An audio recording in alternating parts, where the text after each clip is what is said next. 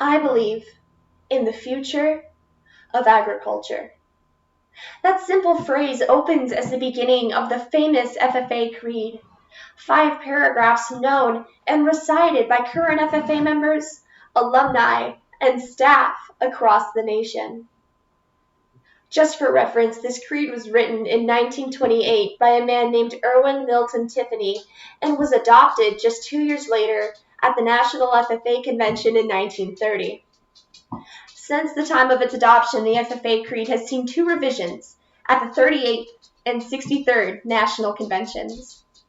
So it goes without saying, the FFA Creed itself has seen generations of families, generations of advancements, and generations of change. Since the time this creed was written, the United States has gone from a nation racked with economic depression and few opportunities for agriculturalists to a booming industrial giant with over 328 million hungry mouths to feed.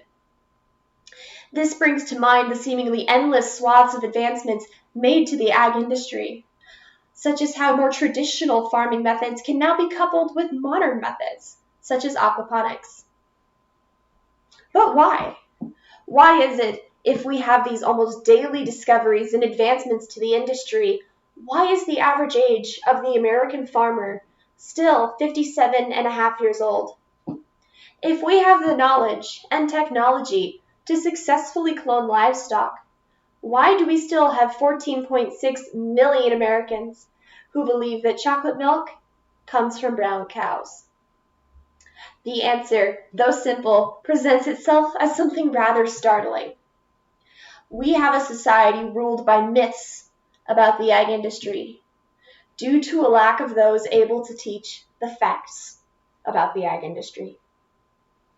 The National Association for Agricultural Educators states that less than 50% of public American high schools offer ag to their students as an accredited class.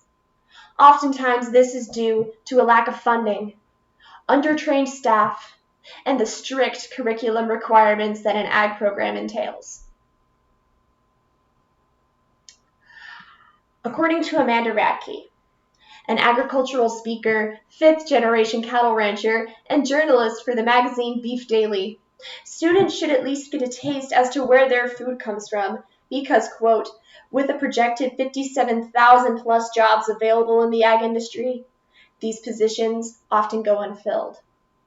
The lack of our future interested in ag, coupled with a rapidly skyrocketing population, could spell nothing short of a recipe for disaster. Let's revisit the opening phrase. I believe in the future of agriculture. It sounds rather dismal to see a lack of youth interested in an industry that was literally the entire reason humanity settled down and specialized into many of the careers we now see today. Ag advocates everywhere raise theories as to why this is the case, although 2 seem to stick out. The first one being the obvious generation gap between those involved in the ag industry versus those who are not. The second, more startling theory presents itself as the installation of FDR's New Deal, which brought on a rapid urban sprawl across the nation. The focus of the American education system, as well as the people it caters to, have drifted away from the farm and to other times and places. And to be honest, that isn't all bad.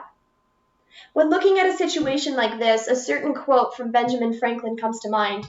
See, adversity breeds opportunity. But where do we come in? Where do we, as teachers, as students, as friends, family, neighbors, and strangers, where are our voices heard when the topic of agricultural education is concerned? What, pray tell, can we say or do to bring the attention of the masses back to the farm? In order to be heard, we must speak. We must bring our attention back to our sources, educate those around us, and advocate to those in power if we are to get anything done. As a current FFA member and officer, As a future agricultural educator and as someone who was born and raised in the ag industry, I believe I can attest to the fact that not only is being able to educate an amazing opportunity, it's a drastic requirement.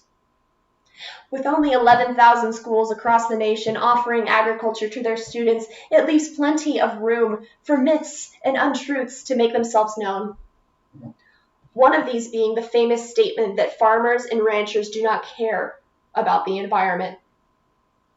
These accusations and these rumors can range from the benign and slightly confused to the downright slanderous assumptions made by extremist animal rights groups. However, these assumptions, these accusations, and these rumors can be easily put to rest by simply bringing the attention and bringing the focus of the American education system and of school boards across the nation back to the farm and back to the ranch. If we are able to bring their attention, then we are able to educate the world. Two key points present themselves when thinking about how to bring their attention. The first one being to show them how current students involved in agriculture are helping their community. For example, Windsor FFA. Every year, the Windsor FFA chapter hosts what is called a Food Forever Fair, where students bring groups of fourth graders around to booths to educate them about where their food comes from and how it gets from farm to table. Another good example of an individual who has gone on to serve the community even after graduation is someone you might not exactly expect. The 39th President of the United States, Mr. Jimmy Carter. Not only, besides being a president, was he the governor of Georgia and a 2002 Nobel Peace Prize recipient, Jimmy Carter was a former FFA member. I know, it doesn't sound like much, but when it comes to the topic of advocacy, even just a little talking can create a domino effect and eventually snowball into a much larger, much more needed conversation. So maybe, just maybe, if everyone does their part to advocate, to educate, and to speak, those students who are outside of those 11,000 schools or do not come from an agriculture background in the slightest can find it in their hearts and their minds to say, I believe in the future of agriculture. Thank you.